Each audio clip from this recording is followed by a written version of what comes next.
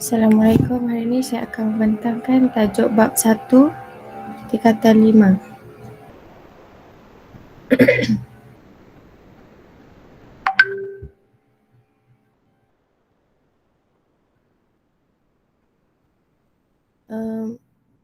Soalan 1. Usia bagi pokok yang hidup di kawasan beriklim sederhana dapat diukur melalui gelang tahunan pada batang pokok. Gelang tahunan terbentuk daripada pertumbuhan sekunder. A. Mengapakah tumbuhan sekunder penting kepada tumbuhan?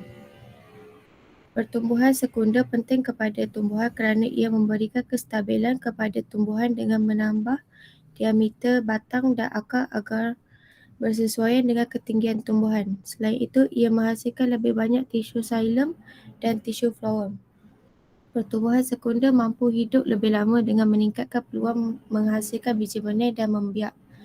Seterusnya, menghasilkan kulit kayu yang kuat dan tebal, memberikan perlindungan kepada pokok terhadap kehilangan air yang berlebihan, kecederaan fizikal dan serangga patogen.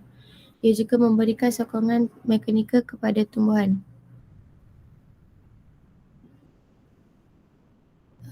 B. Terangkan bagaimana penentuan usia pokok yang hidup di kawasan beriklim sederhana.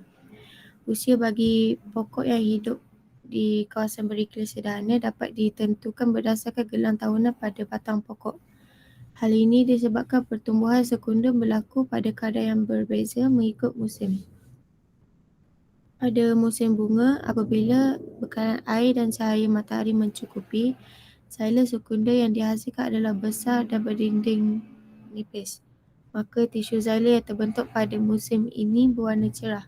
Pertumbuhan yang kurang sesuai pada musim panas dan kering menyebabkan xilem sekunder yang dihasilkan adalah kecil dan berdinding tebal. Maka tisu xilem terbentuk adalah berwarna gelap.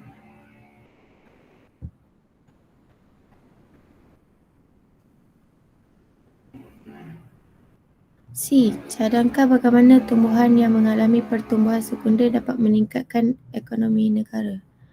Pertumbuhan yang mengalami pertumbuhan sekunder mempunyai nilai ekonomi yang tinggi kerana dapat menghasilkan kayu balak seperti meranti dan cengal. Hal ini kerana ia mempunyai kayu yang kuat dan keras. Tumbuhan ini sesuai digunakan sebagai struktur rumah perabot, pagar, pintu dan lain-lain.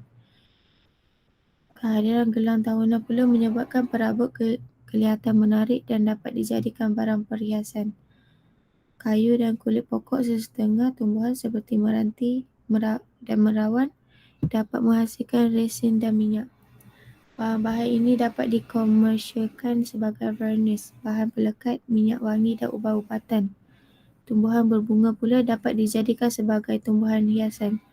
Jualan buah-buahan seperti mangga dan manggis iaitu hasil daripada pokok yang mengalami pertumbuhan sekunder dapat menjana sumber pendapatan dan ekonomi negara.